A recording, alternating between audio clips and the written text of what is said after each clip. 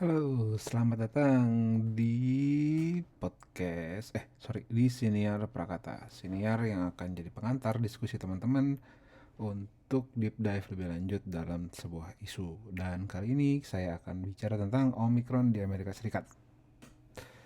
Mari kita nonton.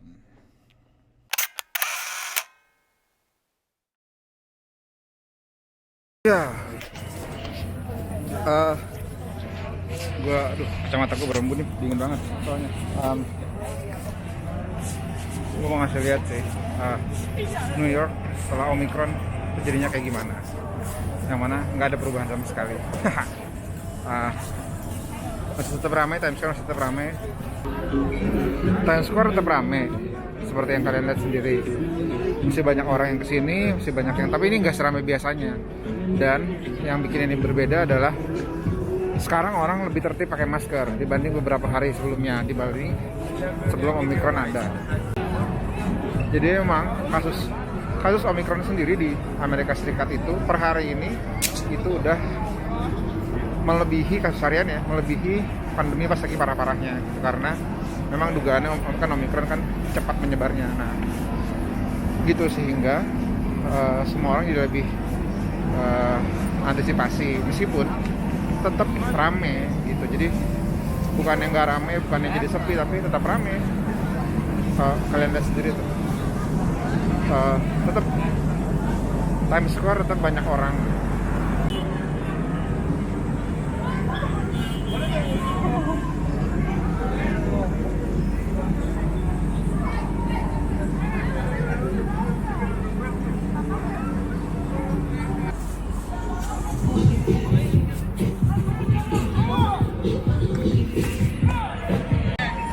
Ya, gitu masih tetap ramai. Seperti yang kalian lihat tadi. Tapi ya tadi, side test itu lebih banyak yang tes, sehingga ya diharapkan bisa mengendalikan Omicron. Ya nggak tahu juga sih, cuma maksudnya ya it doesn't really change anything. Nggak terlalu banyak berubah di New York, cuma orang lebih taat pakai masker. Ya sebenarnya sih dalam konteks biasa juga sebenarnya orang pada taat. Ada yang nggak taat, tapi juga banyak yang tetap masih pakai sih sampai sekarang. Begitu.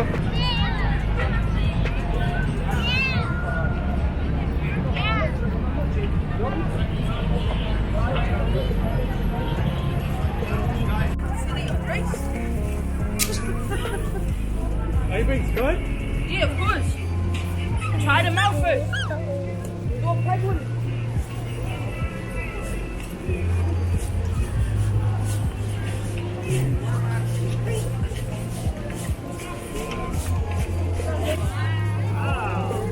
Really?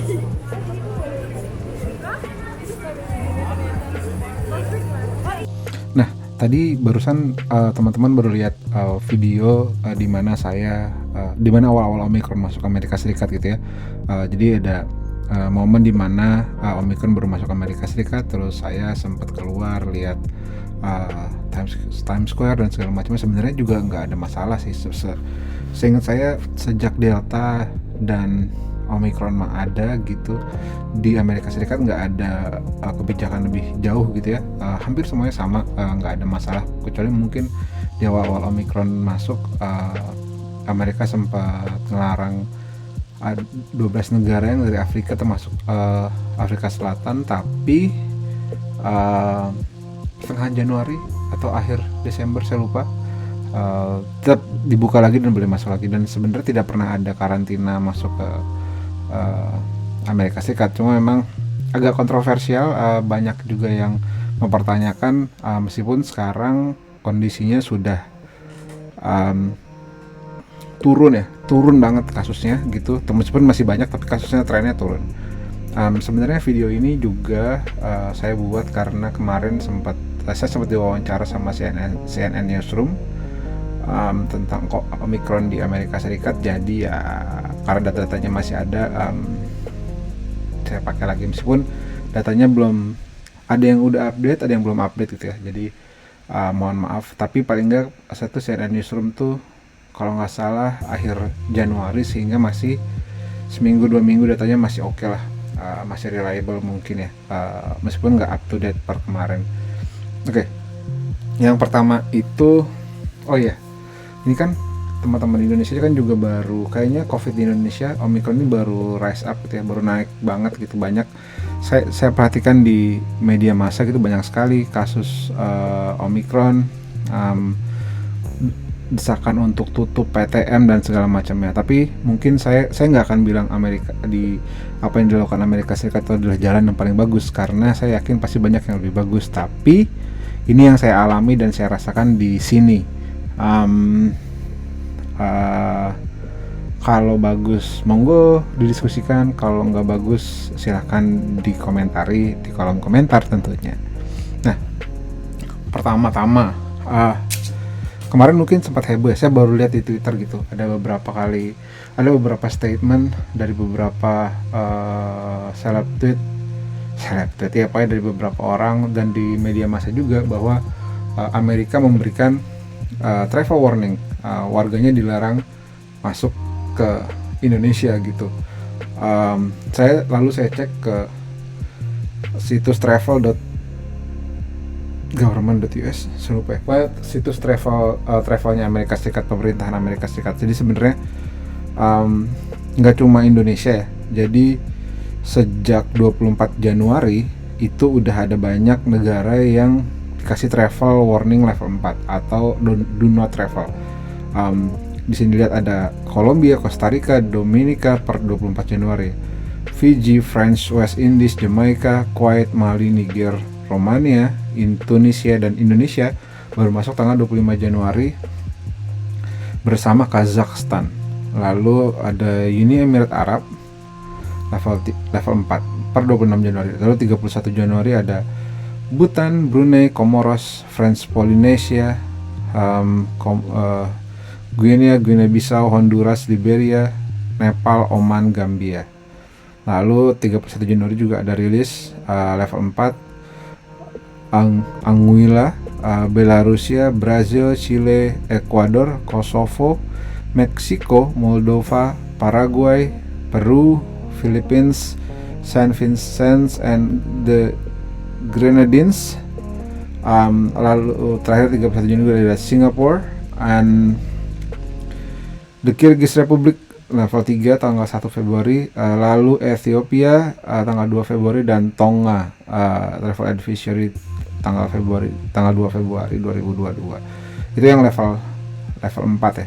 Nah, saya coba buka sebentar. Level 4 itu untuk Indonesia. Level 4 untuk Indonesian Travel Advisory tanggal 25 Januari 2022. Indonesia level 4 do not travel. Do not travel to Indonesia due to COVID-19 and exercise increase caution due to terrorism and natural disaster. Jadi menurut travel warningnya di travel.state.gov itu reconsider travel to Central Sulawesi and Papua due to civil unrest. Jadi kalau misalnya dari travel advisory-nya itu ada TU, HN. T-nya itu terrorism, U-nya itu civil unrest, H-nya adalah health, N-nya adalah natural disaster. Di keterangannya di Indonesia itu gitu. Central Sulawesi and Papua reconsider travel. Shooting continue to occur in the area between Timika and Grasberg in Papua. Ini kaitannya sama kondisi militer di sana gitu. In Central Sulawesi and Papua, violent demonstration and conflict could result in injury or death to U.S. citizens. Avoid demonstration and crowd. The U.S. government has limited ability to provide emergency services to U.S. citizens in Central Sulawesi and Papua, as U.S. government employees must obtain special authorization before traveling to those areas. Yeah. Last update reissued with update to COVID-19 informations. Jadi travel 4-nya tidak hanya karena COVID, ya karena COVID ada gitu, dan Omicron, tapi juga karena ada civil unrest di Central Sulawesi Tengah sih nggak tahu ya, ada apa ya, MIT, Mujahidin Indonesia Timur mungkin, dan Papua, kaitan sama kegiatan militer di sana, dan perlawanan rakyat Papua di sana. Gitu. Itu yang travel advisory yang kemarin sempat heboh dibahas, dan sayangnya nggak lengkap kayaknya di beberapa media, nggak lengkap dikasih taunya. Gitu. Lalu masuk ke bagian berikutnya.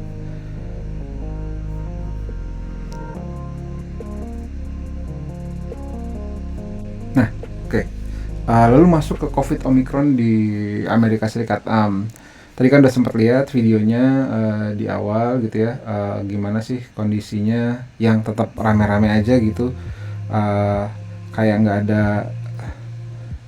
ada apa-apa di sini. Ya memang bukan nggak ada apa-apa ya memang nggak ada perubahan gitu dari semenjak Delta sampai sekarang Omicron.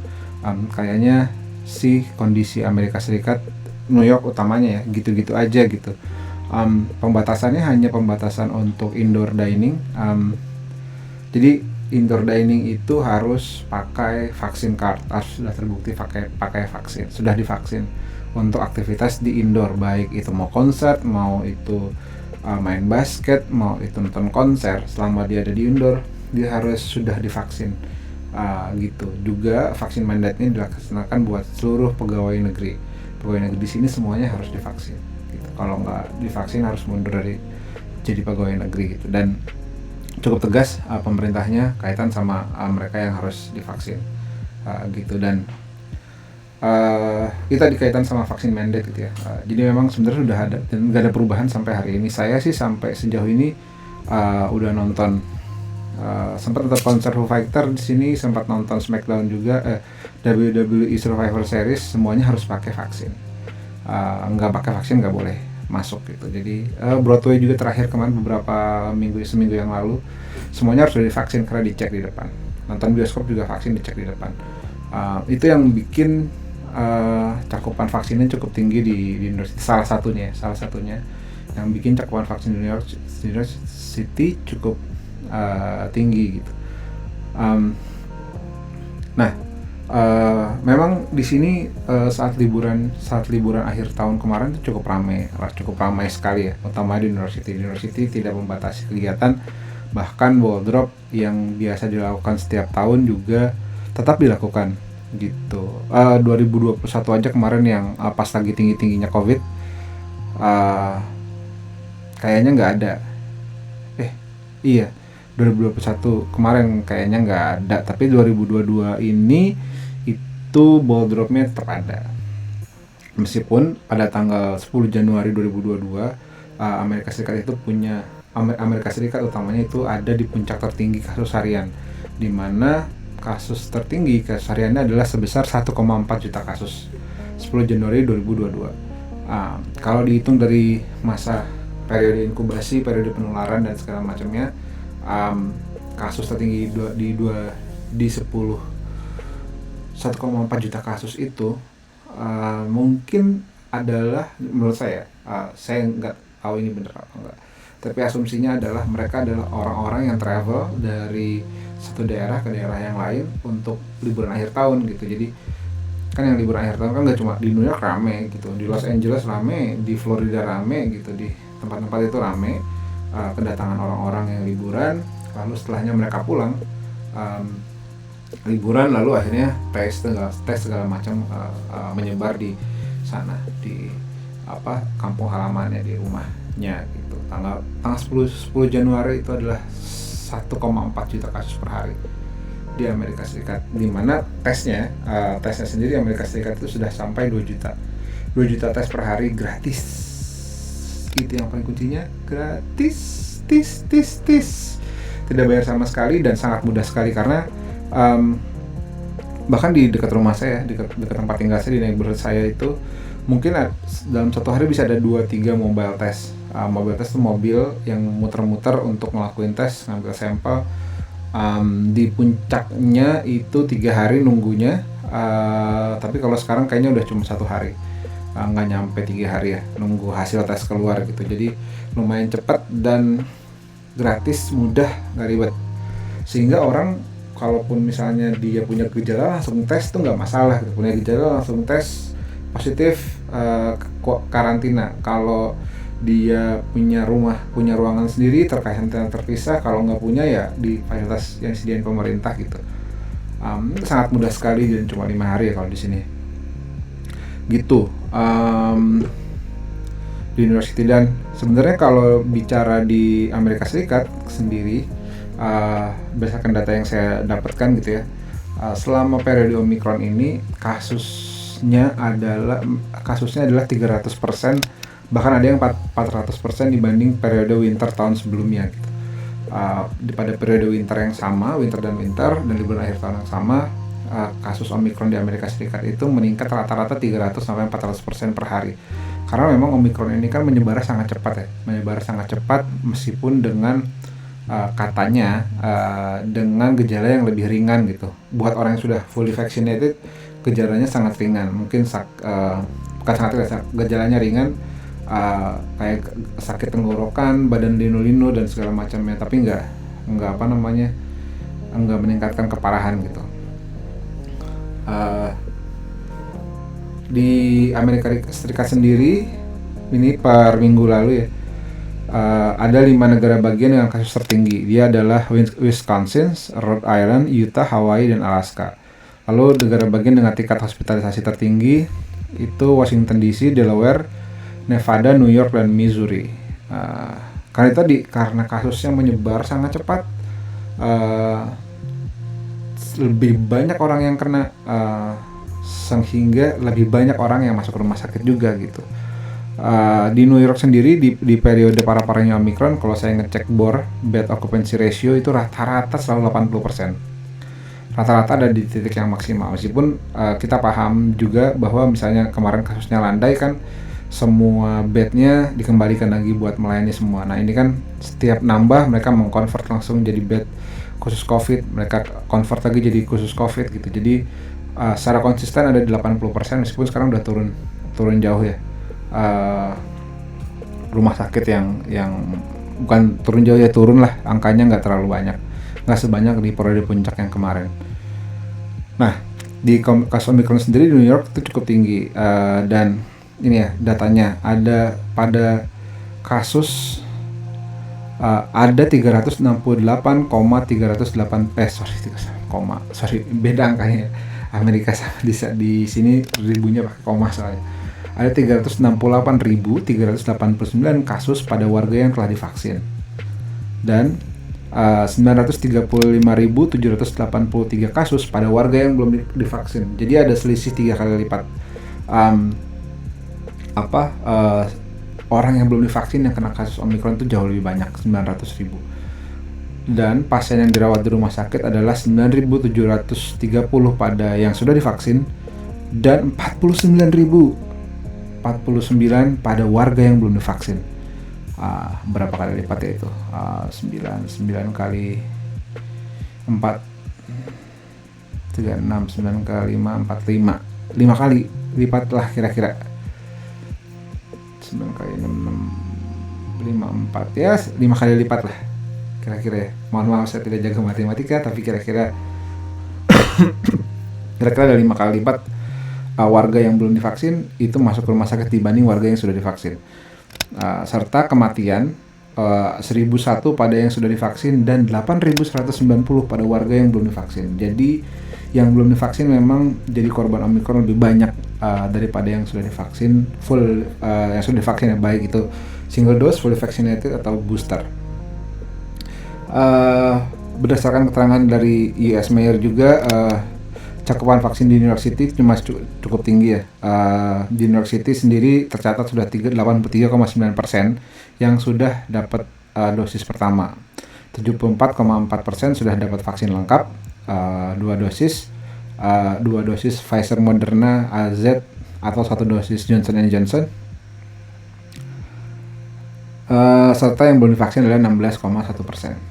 Untuk vaksin anak-anak itu 60-9% sudah dapat dosis pertama, 48,9% sudah fully vaccinated, dan 39,1% belum dapat vaksin. Masih cukup tinggi ya yang belum divaksin ya. Tapi kan itu bisa jadi karena usia atau sakit dan segala macamnya. Sementara untuk vaksin booster itu sudah disuntikan sebanyak 2,5 juta dosis di New York City. Sehingga angkanya tadi gitu, angkanya lebih mudah terkendali. Meskipun saya tidak bilang bahwa rumah sakit di New York itu aman, karena rumah sakitnya juga tetap kewalahan, karena selain kasusnya banyak juga mereka pekerja nakes-nakes yang belum divaksin juga nggak boleh kerja gitu. Ada beberapa yang belum nggak kerja karena belum divaksin gitu, karena di New York itu salah satu vaksin mandate-nya adalah untuk health worker gitu. Nah, itu tadi kondisi yang ada di New York City. Lalu gimana sih sebenarnya pemerintah Amerika Serikat sendiri merespon Omicron. Salah satunya adalah yang dilakukan sama pemerintah Amerika Serikat adalah memperbanyak tes dan memperbanyak vaksin. Salah satunya program dari pemerintah federal adalah mengirimkan 4 testing kit, rapid testing kit itu ke seluruh rumah tangga yang ada di Amerika Serikat. Saya udah daftar tapi masih nunggu, belum datang. Ya lama sih, nggak tahu juga kenapa, tapi lama banget. Kayaknya udah 2 minggu tapi belum nyampe. Tapi anyway, sebenarnya yang paling penting adalah warga bisa tes dengan mudah, sehingga ketika dia tahu dia positif, dia bisa mengkarantina dirinya sendiri. Nah, di New York City juga itu kan New York City kan tetap ada PTM ya, PTM-nya tetap dilaksanakan gitu. Tatap muka untuk sekolah itu ada saat kemarin itu ada 4,5 juta rapid test yang dibagikan ke seluruh siswa di rumah. Dari 4,5 juta rapid test itu ketemu 25.000 kasus positif. Jadi mereka ngetes sendiri, ketemu tuh kasus positif, ada 25.000 kasus positif. Gitu. Itu sih yang yang berbeda ya, maksudnya bukan yang berbeda, yang ada di sini gitu. Dan pertanyaannya kan di Amerika banyak sekali juga hambatan-hambatan yang kayak misalnya gerakan menolak vaksin gitu. Iya, nggak apa-apa juga gitu. Itu kan sebenarnya salah satu bentuk demokrasi yang ada di sini ya. Mereka yang nggak mau divaksin silahkan, tapi negara boleh mengatur mana yang boleh divaksin, mana yang nggak boleh mana yang boleh diakses sama yang sudah divaksin, mana yang tidak boleh diakses sama yang belum divaksin gitu. Terakhir itu kan ada demo besar gitu ya di Washington DC, kaitannya sama penolakan vaksin mandate yang ada di Washington DC, New York, Los Angeles, Chicago, Minneapolis, dan Boston. Di mana ya tadi hampir sama ya, karena semua yang melakukan aktivitas indoor harus sudah divaksin gitu. Faktanya di New York City salah satu cara yang dilakukan untuk mengendalikan Omicron adalah dengan menambah cakupan vaksin gitu. Tes juga dipermudah gitu, dibikin banyak orang bisa tes dengan gampang, dengan mudah, dimanapun caranya gitu, gratis, sehingga mereka bisa antisipasi dan pakai masker. Jadi saya itu dari awal di sini sampai hari ini di Amerika Serikat itu tidak pernah kena, alhamdulillahnya belum pernah terbukti positif COVID. Bisa jadi sudah kena, tapi karena gejalanya ringan, jadinya tidak pernah terdeteksi bahwa saya COVID-19 gitu. Selain saya udah 2 kali vaksin Sinovac dan 2 kali vaksin Pfizer, 2 kali vaksin Sinovac di Indonesia, dan kesini sudah 3 kali datang saya vaksin Pfizer 2 kali, dan terakhir booster di 2 minggu yang lalu, di pertengahan Januari saya udah bisa booster, alhamdulillah. Dan sampai hari ini saya datang ke keramaian bukan aman ya, maksudnya belum pernah terbukti positif. Selain karena kalau di keramaian saya selalu pakai masker gitu. Jadi di Amerika Serikat juga kan kalau outdoor tidak wajib pakai masker gitu, jalan kaki di trotoar gitu nggak wajib pakai masker. Tapi begitu naik transportasi publik, begitu masuk ke tempat indoor itu wajib pakai masker, ke mall dan segala macamnya harus pakai masker. Nah, ketika masuk ke keramaian pakai masker dan segala macamnya, dan alhamdulillah sampai hari ini masih aman. Jadi buat teman-teman di Indonesia, jangan lupa vaksin. Kalau bisa booster segera booster, jangan lepas masker. gitu. Apalagi kalau ketemu ke tempat orang, berkumpul bersama orang-orang yang nggak kita ketahui itu siapa, gimana riwayat vaksinnya, gimana gaya hidupnya. Ketika itu indoor pakailah masker gitu. Dan jaga jarak ya, maksudnya jaga jarak tuh jangan empul-empulan gitu. Kalau empul-empulan ya menghindar gitu. Waktu pengalaman saya masuk ke tempat-tempat indoor juga selalu jaga jarak mah tetap gitu, meskipun nggak 2 meter ya, meskipun nggak 2 meter tetap jaga jarak 1 sampai 2 meter lah gitu. Jangan sampai dempet-dempetan. Meskipun ketika ada di ruangan yang fully vaccinated itu kita ngerasa aman, kita tahu bahwa orang masuk itu harus divaksin, dan yang masuk ke sana sudah vaksin semua, itu kita ngerasa lebih aman sih. Jadi kalau misalnya kalian nggak tahu yang masuk di dalam ruangan itu divaksin atau nggak divaksin, lebih baik menghindar aja, karena cepat banget penyebarannya gitu. Kita bisa si A si B itu bisa ketularan tuh mungkin 10 menit barengan itu sudah ketularan, makan bareng gitu segala macamnya, gitu kalau saran dari saya. Karena di sini gitu sih, saya nggak bilang pengendalian Omicron di Amerika itu paling bagus. Saya cuma cerita tentang apa yang saya alami selama di sini, dan apa yang bisa diantisipasi buat teman-teman di Indonesia yang lagi baru mau masuk wave Omicron gitu. Kalau bisa kerja dari rumah, lebih baik kerja dari rumah, nggak harus keluar. Apalagi kalau kalian harus ke tempat yang berdesak-desakan dan nggak ketahuan riwayat vaksinnya kayak gimana gitu. Di masuk subway di Amerika juga nggak dicek vaksinnya gitu, nggak ada pembatasan 50%, udah nggak ada lagi tempat duduk silang-silang. Tapi nggak yang komuternya nggak, ya rame penuh sama aja gitu. Cuma mungkin di sini cakupan vaksinnya cukup tinggi kali ya, jadi lebih aman gitu. Dan beberapa rekan dan dosen yang saya kenal kena COVID kemarin pada periode Omicron ini juga bilang iya memang nggak separah itu gitu. Mereka cuma apa sih bahasanya,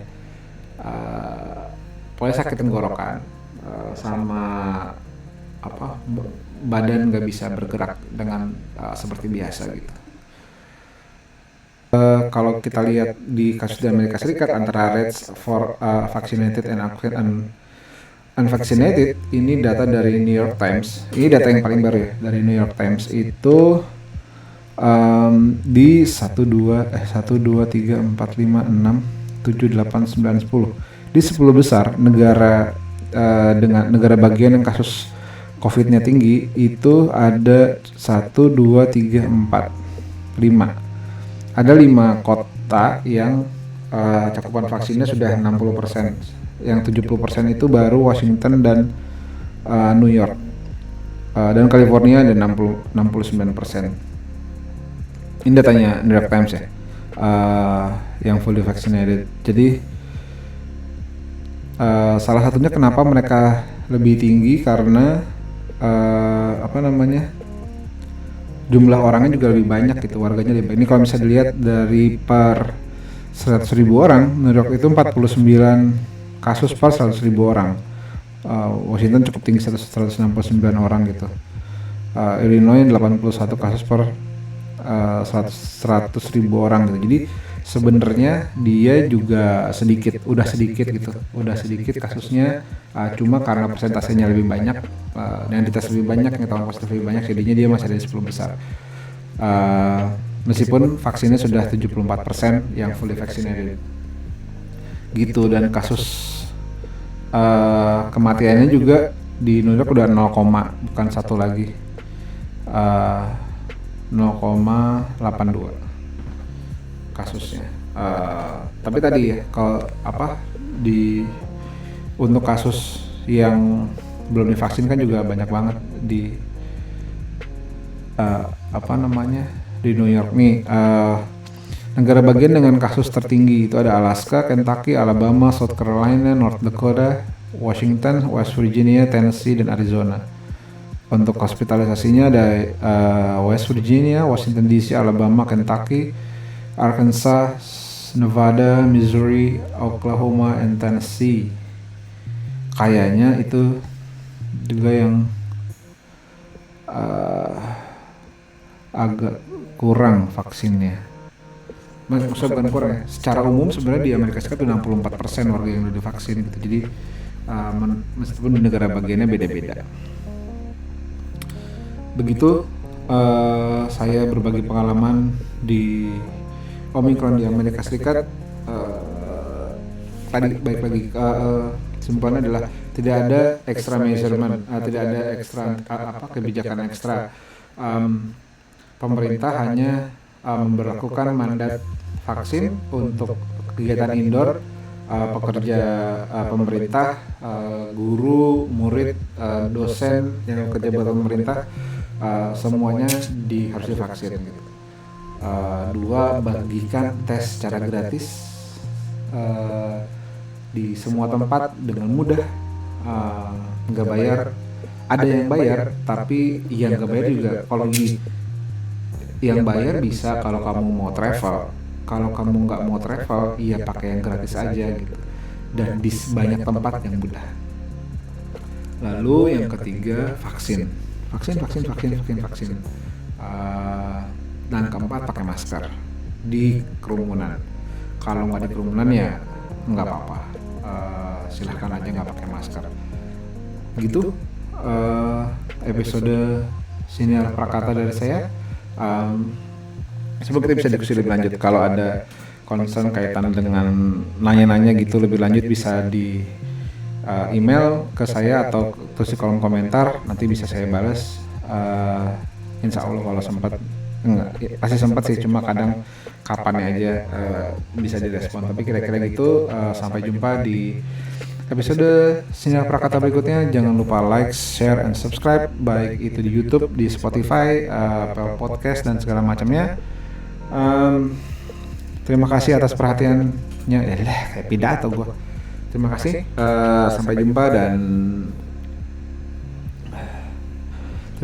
Sampai jumpa dan semoga kita semua sehat selalu.